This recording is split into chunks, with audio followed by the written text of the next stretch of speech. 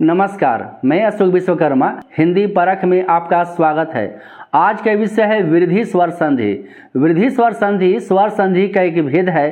संधि से संबंधित अन्य वीडियो आपने नहीं देखा है तो आई बटन पर क्लिक करके आप उसे देख सकते हैं। इस वीडियो में आप जानेंगे वृद्धि स्वर संधि को पहचानने का एकदम आसान ट्रिक और संधि विच्छेद करने का यूनिक फार्मूला। यह 3 स्टेप फार्मूला है, 3 स्टेप मेथड है जिसका आप अभ्यास कर लेंगे तो संधि विच्छेद के नियमों को रटने की आवश्यकता नहीं पड़ेगी। और यह एक ऐसा विधि है जो कहीं किताबों में नहीं मिलेगा और अन्यत्र भी नहीं मिलने वाला है। तो सबसे पहले हम जानते हैं वृद्धि स्वर संधि को कैसे पहचानेंगे। ए ओ अर गुण जानिए, अय औ वृद्धि बखानिए। ये ए ओ अर जो गुण है यह गुण स्वर संधि का है जो आपने पिछले वीडियो में पढ़ लिया है। अय और वृद्धि बखानिए, जहाँ मध्य अक्षर में अय हो तो अय की मात्रा देख रहे हैं इस प्रकार लिखा जाता है, डबल चोटी होता है। और अय है अ और ए के योग से बना है। तो मध्य अक्षर में अय जहाँ होता है, सदैव यहाँ देख रहे हैं डबल चोटी यहाँ भी है, तथैव यहाँ भी अय की मात्रा है। हितैषी में एक एक, मतैक्य, देवैश्वर्य, वसुधैव, लोकायसना, स्वैच्छिक, महेश्वर्य, सब में यहाँ पर अय की मात्रा है, इसलिए क्या है यह वृद्धि स्वर संधि है। इसके बाद औ, यहाँ देख रहे हैं औ, तो औ जो है इस प्रकार लिखा जाता है, 2 चोटी है, नीचे एक पाई खींचा हुआ है। औ जो है 2 स्वरों के मेल से बना है, अ और ओ के योग से बना है। तो मध्य अक्षर में जहाँ औ होता है तो यहाँ परमौषध, यहाँ देख रहे हैं यहाँ पर 2 चोटी है, नीचे एक पाई है। परमौषध, वनौषध में भी है यहाँ पर, महोजस्वी में भी है यहाँ पर, सब में है। महोषधि, परमौजस्वी, ज्ञानौषधि, परमौदार्य, सब में औ की मात्रा है। तो परीक्षा में पूछ देता है कि सदैव किस संधि का उदाहरण है, तो सदैव है यह वृद्धि स्वर संधि का। यहाँ देख रहे हैं ये यहाँ पर अय की मात्रा है। महोषधि किस संधि का उदाहरण है, महोदार्य किस संधि का उदाहरण है, तो यहाँ पर देख रहे हैं बीच में क्या है, ये औ की मात्रा है, तो यह वृद्धि स्वर संधि। इसके बाद जानते हैं वृद्धि स्वर संधि को 3 स्टेप मेथड से किस प्रकार हम संधि विच्छेद करेंगे। तो उदाहरण हम लेते हैं एक एक, यहाँ लिखा हुआ है एक एक का किस प्रकार हम करेंगे। एक एक, तो पहले क्या करना है, ये अय की मात्रा को अलग करना है। अगर संधि विच्छेद करने के लिए आएगा एक एक, तो पहले हम देखें कि यहाँ पर डबल चोटी है, अय की मात्रा है, उसको अलग करेंगे वर्ण विन्यास के द्वारा। तो यहाँ पर लिखेंगे एक, लिखेंगे क में हलंत आएगा और ये अय की मात्रा ऐसे होता है, देख रहे हैं यहाँ पर ये डबल चोटी है, अय की मात्रा इस प्रकार होता है, इसी को अलग करेंगे। इसके बाद हम लिखेंगे यहाँ पर ये हो जाएगा क हो जाएगा। इसके बाद एक, क में हलंत लगा इसलिए अय यहाँ पर आया। अय जो है वह अ और ए के योग से बना है, तो अय के जगह पर लिखेंगे आ जोड़ ए लिखेंगे।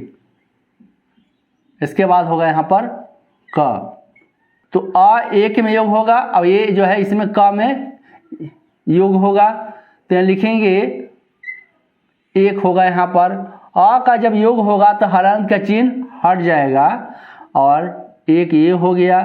तो एक एक का संधि विच्छेद क्या होगा, एक जोड़ एक। इसके बाद हितैषी लिखते हैं, हितैषी का संधि विच्छेद करेंगे, लिखेंगे यहाँ पर हितैषी, हितैषी। तो यहाँ भी देख रहे हैं डबल चोटी है, माने अय की मात्रा है, तो इसको अलग करेंगे। यहाँ पर त में हलंत लगेगा और ये जो अय की मात्रा को अलग करेंगे। इसके बाद यहाँ पर सी लिखेंगे।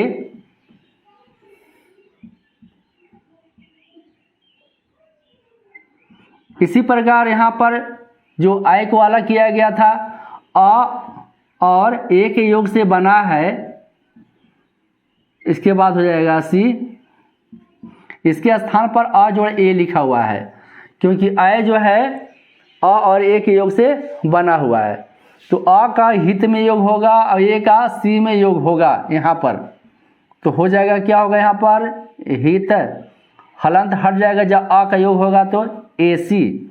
एसी का अर्थ होता है चाहने वाला, एसी का तो हुआ चाहने वाला, और हित का अर्थ होता है भला।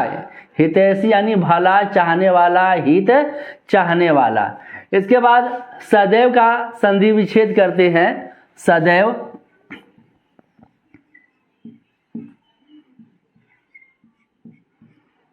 तो यहाँ भी देख रहे हैं ये डबल चोटी है यानी अय की मात्रा है, इसको अलग करेंगे तो द में हलंत आ जाएगा, इसके बाद अय होगा, वह अलग हो गया यहाँ पर। अय जो है अ और ए के योग से बना है, तो अ का सद में योग होगा, ए का व में योग होगा, तो यहाँ पर क्या हो जाएगा सद।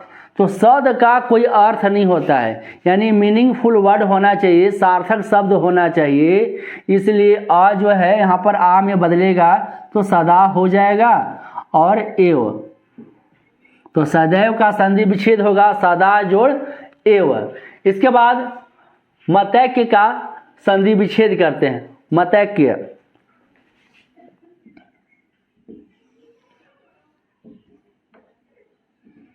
मतैक्य, तो यहाँ भी देख रहे हैं ये जो है डबल चोटी है, इसको अलग करेंगे तो मत हो गया यहाँ पर, ये आय की मात्रा होगा, इसके बाद क्या हो गया यहाँ पर त में हलंत लगेगा, आय की जगह पर स्थान पर आ जोड़ ए हुआ, इसके बाद क्या हो गया, आ का योग मत में होगा तो हलंत का चिन्ह हट जाएगा, ए का योग क्या में होगा तो यहाँ पर हो जाएगा ऐक्य। ऐक्य का कोई अर्थ नहीं होता, ये भी ध्यान में रखना है, जब संधि विच्छेद करते हैं तो उसका कोई मीनिंगफुल वर्ड होना चाहिए, सार्थक शब्द होना चाहिए। ऐक्य नहीं होता है, ऐक्य होता है, यहाँ पर ऐ करेंगे तो ऐक्य, तो मत जोड़ ऐक्य, ऐक्य यानी एकता, मत की एकता। इसके बाद यहाँ देख रहे हैं लोकैषणा, इसका संधि विच्छेद करते हैं। लोकैषणा, तो लोकैषणा का जब हम संधि विच्छेद करेंगे, लोकैषणा,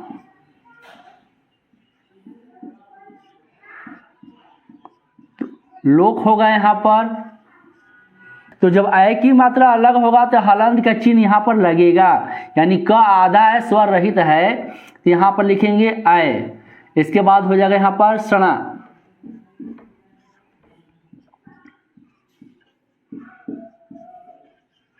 ये पहला स्टेप है। दूसरा स्टेप में क्या होगा, यहाँ पर आ जोड़ ए होगा, आ जोड़ ए, इसके बाद होगा सणा।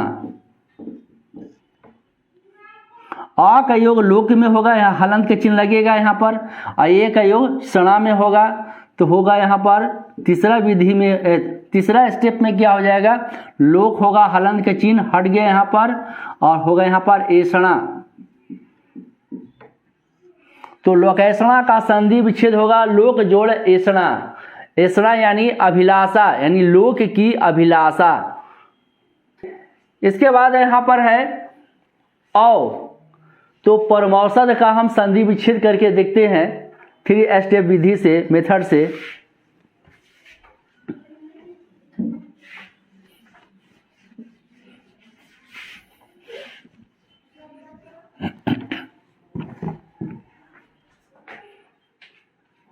परमौषध का संधि विच्छेद करते हैं।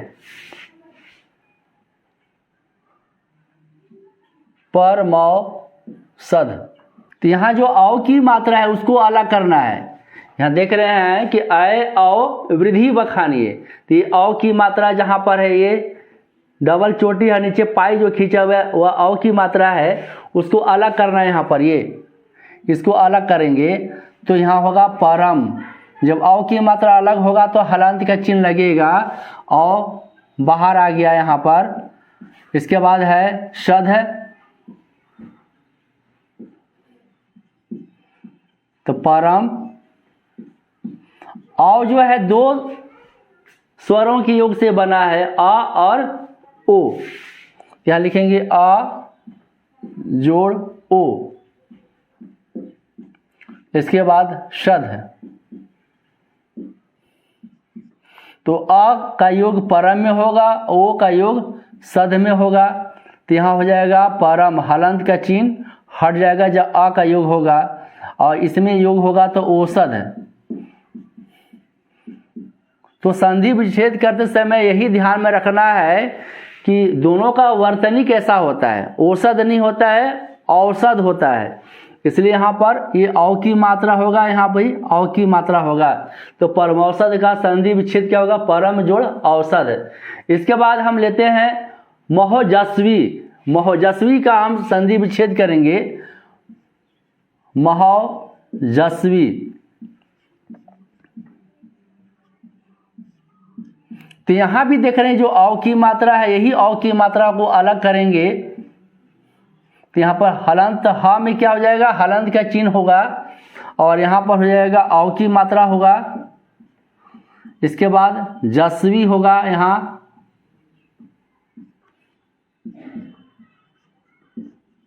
ये म होगा। औ जो है दो अक्षरों के योग से बना है, अ और ओ। तो यहाँ लिखेंगे औ के स्थान पर लिखेंगे आ जोड़ ओ। इसके बाद है जस्वी।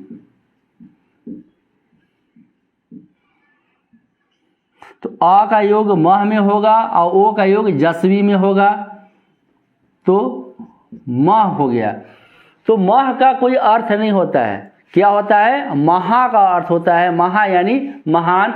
इसलिए यहाँ पर आकार होगा, यहाँ महा हो गया, और ओजस्वी यहाँ पर हो जाएगा ओजस्वी। तो ओजस्वी की वर्तनी इसी प्रकार होता है। तो महोजस्वी का संधि विच्छेद होगा महा जोड़ ओजस्वी, यानी महान ओजस्वी। इसके बाद संधि विच्छेद करते हैं परमौदार्य का संधि विच्छेद करते हैं। परमौदार्य, यहाँ लिखेंगे परमौदार्य।